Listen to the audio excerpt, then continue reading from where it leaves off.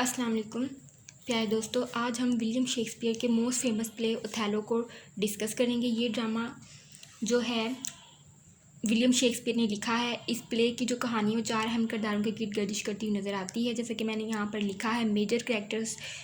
Othello सबसे पहले Othello इस कहानी का मरकज़ी किरदार और साथ ही साथ इस प्ले का नाम भी है।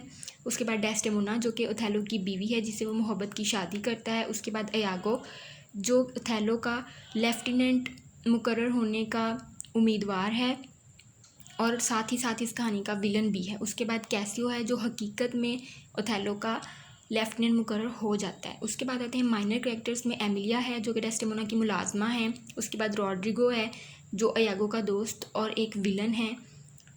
इसके बाद बारबेंशो है, डेस्डेमोना का बाप है ये। उसके बाद ग्रेशियानो है जो बारबेंशो का भाई और डेस्डेमोना का चचा है। उसके बाद आता है लॉडोविको। उसके बाद है the duke and the senate and after that there is Montano जो कि साइप्रस का पहला जनरल है।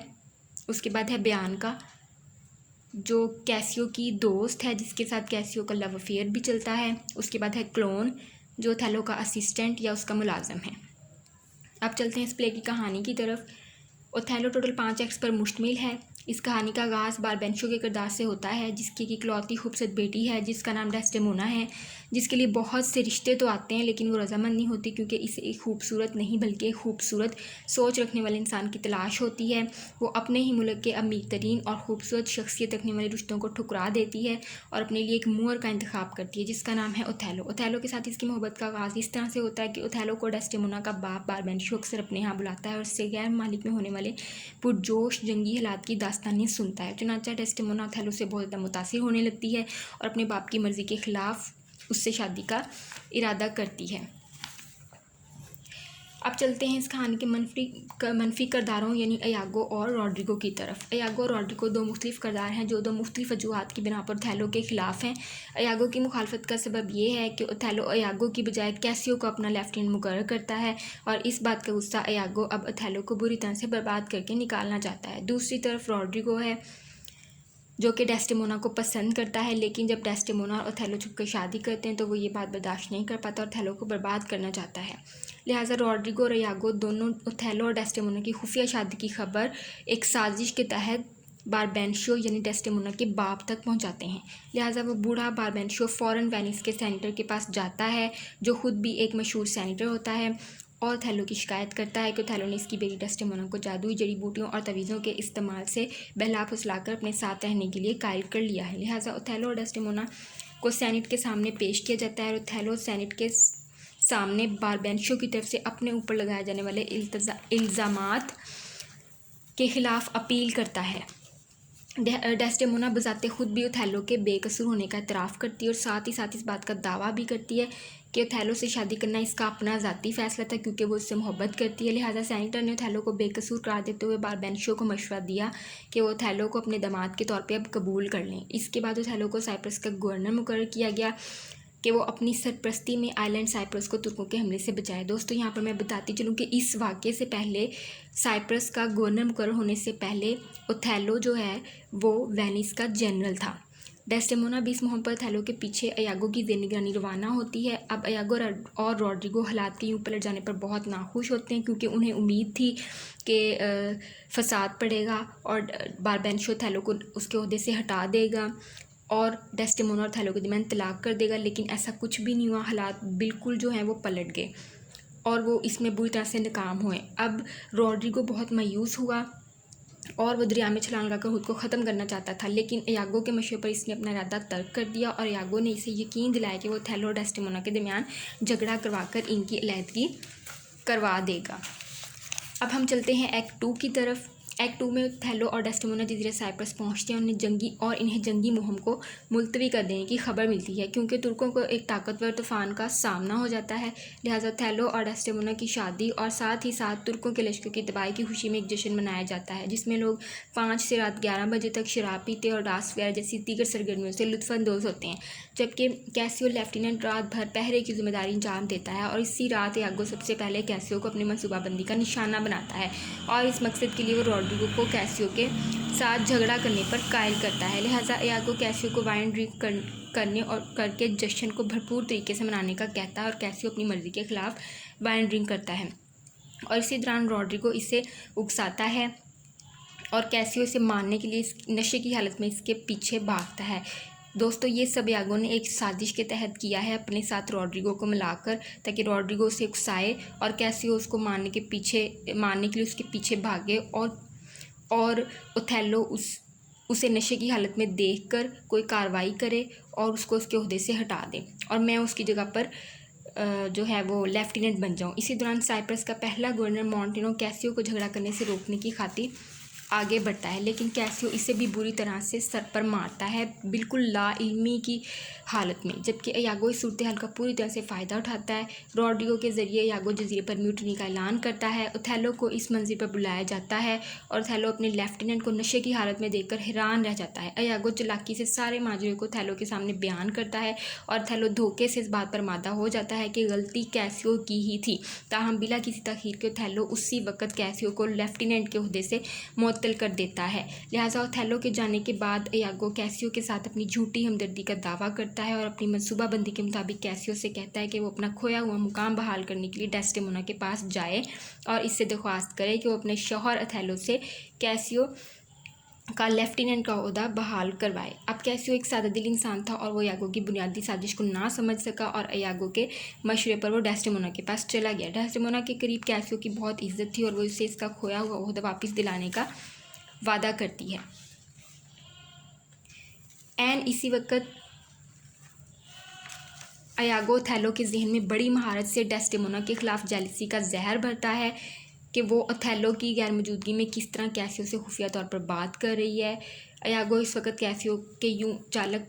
अब दोस्तों, जब डेस्डेमोना और कैसियो आपस में बात कर रहे होते हैं तो ऊपर से ओथेलो और इयागो दोनों आ जाते हैं। ओथेलो जो इयागो है वो इस बात का भी जो है वो उल्टा असर डालता है ओथेलो के दिमाग पर। वो ओथेलो से कहता है, यानी इयागो ओथेलो से कहता है कि देखो तुम्हारी बीवी किस तरह खुफिया तौर पर उससे बात कर रही है। और जब कैसियो ओथेलो को वहाँ देखकर, क्योंकि कैसियो को पता होता है कि ओथेलो का मूड ऑफ है, इसलिए वो वहाँ से शर्मिंदगी के मारे वहाँ से चला जाता है। लेकिन इयागो इस बात को बिल्कुल जो है वो उल्टा बयान करता है ओथेलो के सामने कि वो किसी और वजह से चला गया है, कि तुम्हारी बीवी का और कैसियो का चक्कर चल रहा है और जब तुम आए तो वो शर्मिंदा होकर यहाँ से चला गया है। इस तरह से वो उसके जहन में, ओथेलो के जहन में शक डाल देता है इयागो। लिहाजा इस वाक़े के बाद जब ओथेलो डेस्डेमोना से मिलता है तो डेस्डेमोना जो है वो कैसियो की बहाली की दरख्वास्त करती है। ओथेलो को वाकई शक होने लगता है कि इस हादसे के बाद जो है उसको शक होने लगता है कि मेरी बीवी का वाकई उसके साथ चक्कर चल रहा है, सिर्फ उसको शक होने लगता है।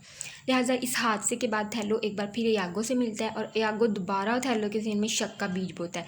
अगली बार जब ओथेलो डेस्डेमोना से मिलता है तो वो शदीद सरदर्द का बहाना करता है। इस पर डेस्डेमोना अपने रुमाल से ओथेलो का सर बांधने की कोशिश करती है, लेकिन ओथेलो ये कहकर रुमाल को दूर फेंक देता है कि तुम्हारा रुमाल बहुत छोटा है। ओथेलो की इस हरकत से परेशान हाल डेस्डेमोना अपना रुमाल उठाना भूल जाती है। दोस्तों, ये रुमाल ओथेलो ने डेस्डेमोना को अपनी मोहब्बत की निशानी के तौर पे दिया था। इसी दौरान डेस्डेमोना की मुलाजमा एमिलिया बड़ी होशियारी से वो रुमाल उठा लेती है। दोस्तों, मैं यहाँ पे बताती चलूँ कि एमिलिया जो है वो एक सादा दिल और एक ईमानदार मुलाजमा है डेस्डेमोना की। वो किसी बुरी नीयत से वो रुमाल नहीं उठाती। उसे नहीं पता होता कि इयागो ने जो है वो इस रुमाल का गलत इस्तेमाल करना है, इसीलिए वो अपने शौहर की ऐन ख्वाहिश के मुताबिक वो रुमाल उठा लेती है और वो जानती नहीं है कि इयागो ने इसके ज़रिए फसाद खड़ा करना है और वो ये रुमाल इयागो के सुपुर्द कर देती है। अब इस रुमाल वाले सीन का मकसद ये था कि इस रुमाल को चोरी करके कैसियो के कमरे में फेंक दिया जाए और इस वाक़े के बाद ओथेलो परेशानी के आलम में इयागो से मिलता है और इसे डेस्डेमोना पे इल्ज़ाम लगाने की वजह से गालियाँ निकालता है, क्योंकि उसका ज़मीर अभी भी ये बात कबूल नहीं कर रहा होता कि मेरी बीवी मेरे साथ बेवफाई कर सकती है। लेकिन इयागो एक बार फिर बड़ी चालाकी से अपनी बात मानने पर ओथेलो को मजबूर करता है कि कैसियो एक बार नींद की हालत में कहता है कि लानत हो इस किस्मत पर जिसकी वजह से आज डेस्डेमोना मुअर के साथ है। ये अल्फाज सुनते ही ओथेलो डेस्डेमोना के ख़िलाफ़ गुस्से में आ जाता है और उसे कत्ल करने का इरादा करता है। इस सूरत हाल में इयागो अपनी बात को सही साबित करने के लिए ओथेलो से कहता है कि वो डेस्डेमोना के पास जाए और उससे वो रुमाल मांगे जो ओथेलो ने इसे प्यार की निशानी के तौर पर दिया होता है। अयागो थैलो से कहता है और उसके कान भरता है कि डेस्टिमोना ने वो रुमाल अपने आशिक कैसियो को दिया है। चुनाचा ओथेलो डेस्टिमोना के पास जाता है और सर दर्द का बहाना करके इससे वो रुमाल मांगता है, लेकिन डेस्टिमोना के पास वो रुमाल नहीं होता और बदकिस्मती से वो रुमाल के बजाय उस वक्त डेस्टिमोना ओथेलो से कैसियो की बहाली के लिए सिफारिश करने लग जाती है, जिसकी वजह से ओथेलो का शक यकीन में बदल जाता है। दूसरी तरफ कैसियो को अपने चैम्बर में एक रुमाल मिलता है और वो नहीं जानता कि ये रुमाल किसका है और कहाँ से आया है, लेकिन इसे इस पर बना हुआ कढ़ाई का डिज़ाइन इस कदर पसंद आता है कि वो इस रुमाल को अपनी दोस्त बियांका के हवाले करता है कि इसका डिज़ाइन नकल करके रुमाल वापस कर दें। दूसरी तरफ ओथेलो यागो की तरफ जाता है और इससे डेस्टिमोना की बेवफाई का सबूत तलब करता है। दोस्तों, अब यागो अपनी आखिरी साजिश चलता है जिसके नतीजे में डेस्टिमोना को ओथेलो कत्ल करता है। अयागो कैसियो के पास जाता है और इससे बियांका के बारे में, दोस्तों चूँकि बियांका एक प्रोस्टिट्यूट होती है इसलिए अयागो कैसियो से बियांका के बारे में नामुनासिब किस्म की और शादी के वाले से भी बातें करता है और वो दूसरी तरफ ओथेलो से कह देता है कि तुम मेरी और कैसियो की जो है ना वो बातें सुनो छुप कर। लिहाजा अयागो कैसियो के साथ बियांका के बारे में नामुनासिब बातें करता है और लेकिन वो बियांका का नाम बहुत धीमी आवाज़ में लेता है ताकि ओथेलो ना सुन सके और ओथेलो के दिमाग में डेस्टिमोना के हवाले से मिसअंडरस्टैंडिंग पैदा हो जाए। वो ये अयागो सारी की सारी बातें गुफ्तगू जो है वो सारी की सारी गुफ्तगू बियांका के हवाले से करता है, लेकिन ओथेलो समझता है कि ये सारी की सारी गुफ्तगू डेस्टिमोना के हवाले से हो रही है। इस वक्त बियांका भी वहाँ आ जाती है हाथ में डेस्टिमोना का रुमाल पकड़े। ओथेलो ये सारा मंजर देख रहा होता है और वो समझता है कि डेस्टिमोना ने खुद ये रुमाल कैसियो को दिया है और कैसियो ने आगे बियांका को दिया है। लिहाजा जब कैसियो और बियांका चले जाते हैं, यागो ओथेलो से मिलता है और उससे कहता है कि देखो कैसे कैसियो ने तुम्हारी बीवी का इस्तेमाल किया है। ये बात सुनते ही ओथेलो शदीद गुस्से में आ जाता है और वो कहता है कि मैं अपने हाथों से डेस्टिमोना को कत्ल करूँगा। अयागो जानबूझकर जितना ज़्यादा डेस्टिमोना की बेवफाई का जिक्र करता है ओथेलो उतना ज़्यादा भड़क उठता है। इसके बाद ओथेलो का डेस्टिमोना से सामना होता है तो वो मज़ीद गुस्से से भड़क उठता है और बदतरीन तरीके से डेस्टिमोना के साथ पेश आता है। दूसरी तरफ अयागो इरादा करता है कि रॉड्रिगो को इस्तेमाल करके अब वो कैसियो को मरवा देगा, क्योंकि अगर कैसियो डेस्टिमोना और थैलो के सामने चला गया तो वो रुमाल की सारी हकीकत को बयान कर देगा और गलतफहमी दूर हो जाएगी और जो थैलो और डेस्टिमोना है उनकी सुलह हो जाएगी और वो अपने मंसूबे में, अयागो जो है वो अपने मंसूबे में नाकाम हो जाएगा। और रॉड्रिगो को वो इसके लिए ये लालच देता है कि कैसियो के मरने के बाद डेस्टिमोना इसकी बीवी हो जाएगी, लेकिन इस मंसूबे में कैसियो जो है वो बच जाता है और अयागो अपनी इसलिए सामने आने के डर से रॉड्रिगो को कत्ल कर देता है। और जो अयागो है वो इस मौके पर अपनी बीवी एमिलिया को ओथेलो को बुलाने के लिए भेजता है। एन इसी वक्त ओथेलो भी डेस्टिमोना को कत्ल करने के इरादे से उसके बेडरूम तक पहुंच जाता है। इस वक्त डेस्टिमोना आधी नींद में होती है। इसे कत्ल करने से पहले ओथेलो कई बार इसे बोसा देता है और ये सोचकर इसकी आंखों से आंसू बहने लगते हैं कि वो इसे कत्ल करने जा रहा है, लेकिन चूंकि ओथेलो एक इज़्ज़तदार आदमी है, वो ये जानते हुए भी कि वो एक मुजरम कहलाएगा, अपनी मोहब्बत को इंसाफ की कुर्बान गाह में कुर्बान करने जा रहा है। लिहाजा वो ओथेलो डेस्टिमोना से इस रुमाल के बारे में फिर से पूछता है, लेकिन डेस्टिमोना कैसियो को बुलाने का कहती है। तो ओथेलो, दोस्तों डेस्टिमोना अपनी तरफ से ओथेलो को कहती है तुम कैसियो को बुलाओ और सारी हकीकत तुम्हें पता चल जाएगी, लेकिन ओथेलो उसकी बात पे यकीन नहीं करता क्योंकि यागो ने इसके जहन में बहुत ज़्यादा जहर भरा होता है। तो ओथेलो इसे बताता है कि कैसियो को कत्ल किया जा चुका है। ये सुनकर डेस्टिमोना रोने लगती है, जिसका तासुर ओथेलो के जहन पर फिर यही पड़ता है कि डेस्टिमोना के आंसू कैसियो के लिए इसके दिल में मोहब्बत से मंसूब हैं। इसी दौरान ओथेलो डेस्टिमोना पे शदीद गुस्से में आके वार करता है और एन इसी वक्त एमिलिया वहाँ आ पहुँचती है। डेस्टिमोना अपनी आखिरी सांसें लेते हुए इस बात का इतराफ़ करती है एमिलिया के सामने कि मैं अपनी मौत की ज़िम्मेदार खुद हूँ, क्योंकि वो ये नहीं चाहती कि दुनिया वालों को पता चले कि ओथेलो ने डेस्टिमोना को यानी मुझे कत्ल किया है, क्योंकि वो ओथेलो से बहुत मोहब्बत करती है।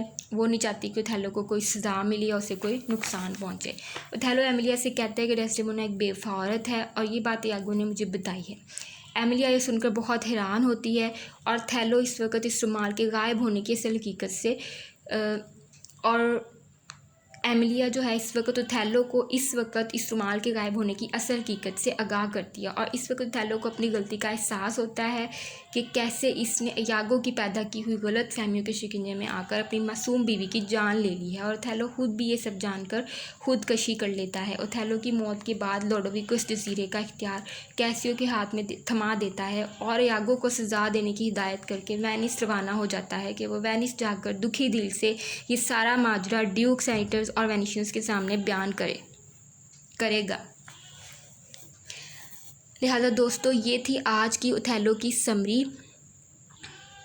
अगर आपको मेरी वीडियो पसंद आई हो तो इसे प्लीज़ लाइक करें और मेरे चैनल को सब्सक्राइब करें और मुझे कमेंट सेक्शन में बताएं कि अगली वीडियो किस नॉवल या किस प्ले की कहानी पर बनाई जाए।